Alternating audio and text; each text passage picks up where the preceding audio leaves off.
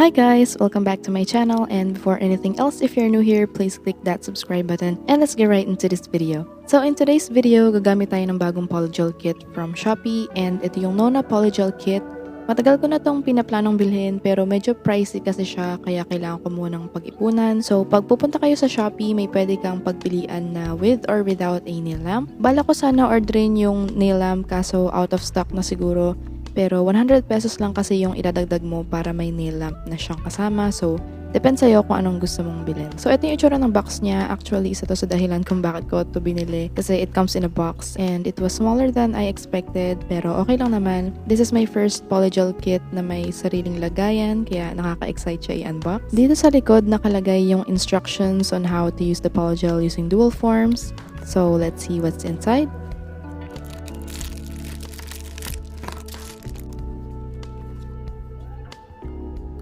Ito lahat yung nakalagay sa loob. Complete set talaga siya sa kakailanganin mo in making polygel nails except walang nail lamp in which kailangan mo talaga nun. So here we get 6 15 ml tubes of polygel with different colors. Mamaya isa-swatch natin yan to see the colors when cured. And same sa box kanina, ang ganda ng design and 15 ml is a lot for me kasi naalala ko yung first 3 polygels ko, umabot siya sa akin ng matagal. Marami ka nang magagawang nail sets dito. It also comes with a base coat and a top coat. We also get a cleanser. I think ito yung Sulip solution kung hindi ako nagkakamali. Dual forms with instructions on the back. A 100/180 nail file. And a 2-in-1 brush with a spatula on the other end. So yun yung lahat ng laman ng kit. I think marami na siya for its price. So we'll see later if maganda rin ba yung quality niya. I-swatch na natin yung polygel. So here we got dark pink,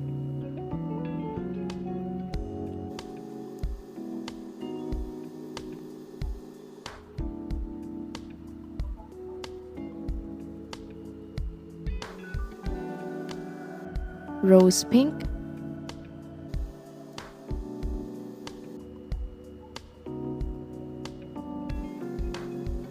clear,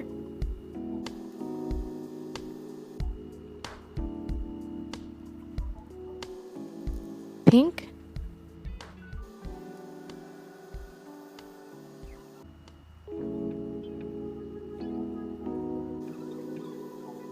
milk white,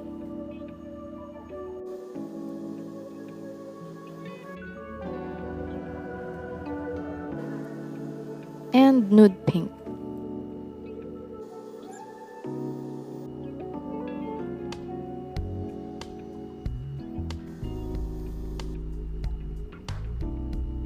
Let's cure that for 60 seconds. Ito yung mga colors when cured. Napansin ko rin may design sa likod ng polygel tubes. And tulad sa harap, ang ganda rin dito sa likod. Ang ganda ng theme niya and color combinations.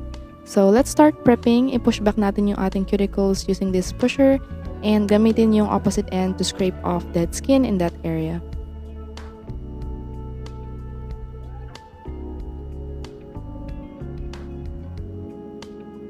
And then gagamit tayo ng nail drill to further get those dry dead skin to avoid lifting. I'm using a thin nail bit para magkasya siya dun sa ating cuticle area.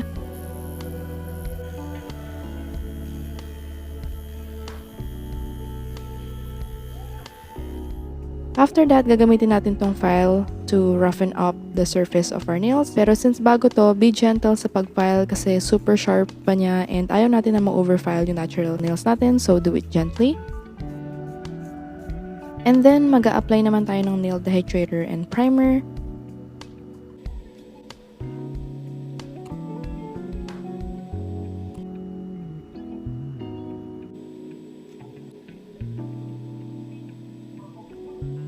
Gagamitin naman natin yung base coat included in the kit.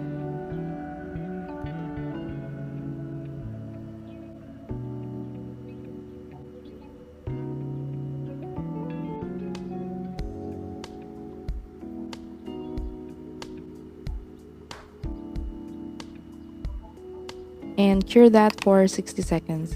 Since may dual forms included sa kit, ito na lang din yung gagamitin natin kahit I prefer using forms or tips. Nahihirapan kasi ako sa paggamit ng dual forms pero let's try pa rin.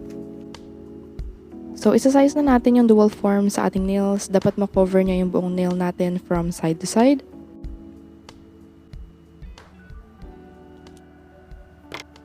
And gagamitin natin tong Cleanser Plus as our slip solution. First, let's start with the color pink. Maglalagay tayo ng polygel sa double form and di ko pa alam yung tamang amount na kailangan ilagay sa form kasi di ako sanay gumamit ng dual forms. Pero nakakapanood ako nito sa ibang videos so itry natin if mag-work ba siya para na rin matuto ako and masanay lalo na for future nail sets using dual forms. First thoughts, maganda yung brush niya and yung polygel is so soft pero hindi yung soft na konting galaw mo lang is magugulo na yung buong polygel. I think yung slip solution din parang iba siya from alcohol as slip. So I'll try later using alcohol if may difference ba siya. Yung polygel din, ang dali niya i-sculpt sa dual forms. Siguro ilang minutes lang yung pag-mold ko ng gel sa form given na beginner ako in this method.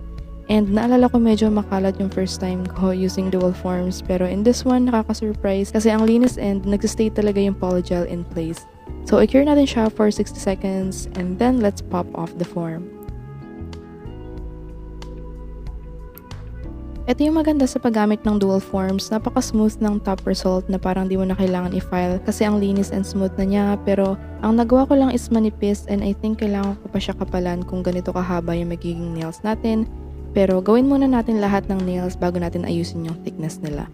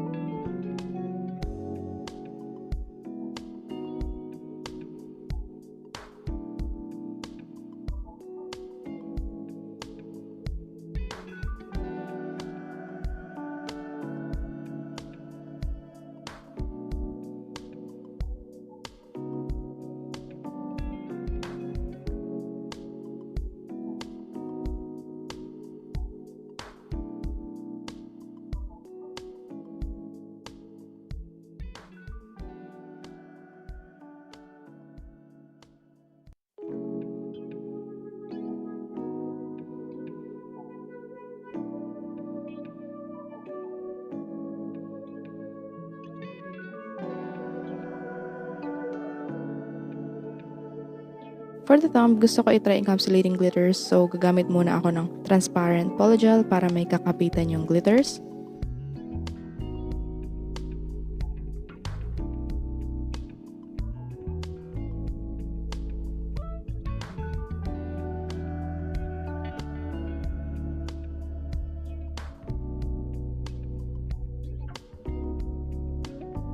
After placing the glitters, i-flash cure natin siya and then pwede na natin ilagay yung polygel.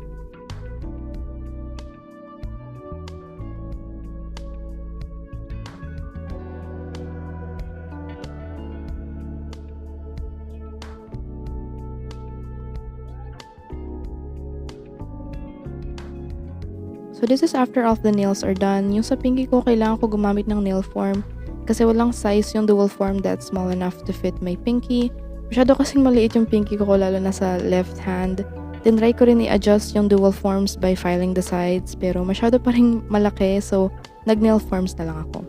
So ngayon inaayos na natin yung thickness niya by adding another layer sa polygel and this time I used alcohol as slip and may difference talaga siya from using the Cleanser Plus. Honestly, mas prefer ko pa rin yung alcohol as slip. I don't know, iba yung feeling kapag alcohol yung ginagamit ko. I think mas smooth yung pag-mold sa polygel gamit yun. So, sa tingin ko lang naman yun. Others may find using the cleanser better.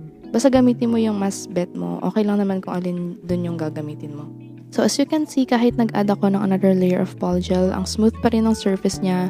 And yun yung gusto ko about this polygel kasi pwede mabawasan yung filing time mo, which is yun yung umuubos talaga sa oras ko usually.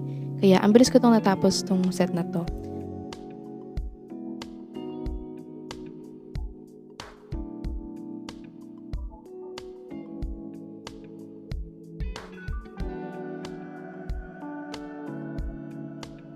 After that, i-shave na natin siya using this file included in the kit.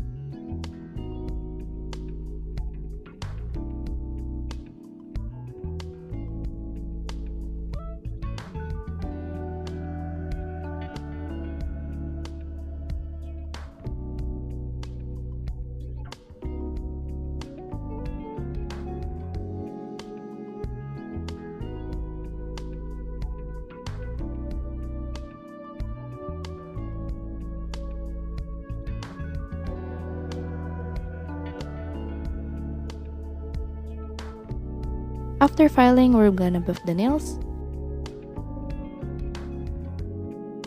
And for the design, may nagsuggest sa akin to make a trending nail design yung may swirls. I'm not sure if same ba yung nasa isip ko, yung sa gusto niya, pero may nakita kasi ako na nail art na trending and may swirls din. So, yun na lang gagawin kong guide to make this design. Sana same sa in-expect nang nagsuggest, so comment na lang below if it should have been a different style or design, and itatry ko siyang gawin next time. Also, if you guys have some design suggestions, just comment it down below and I'll try to do it soon.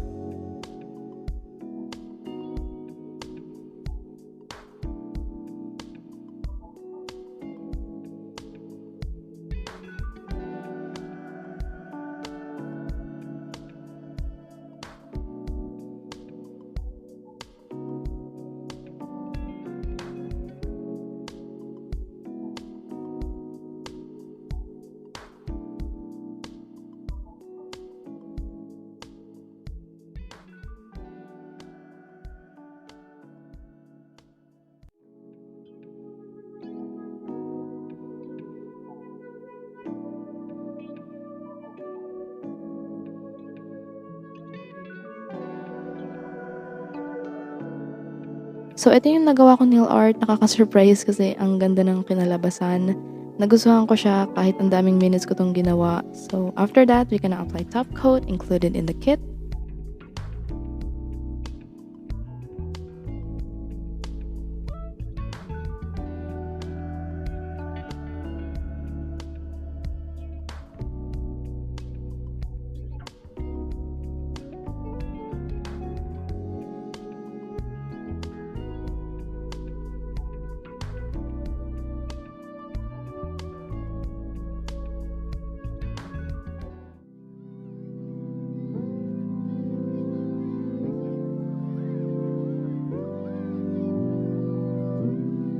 And lastly, cuticle oil.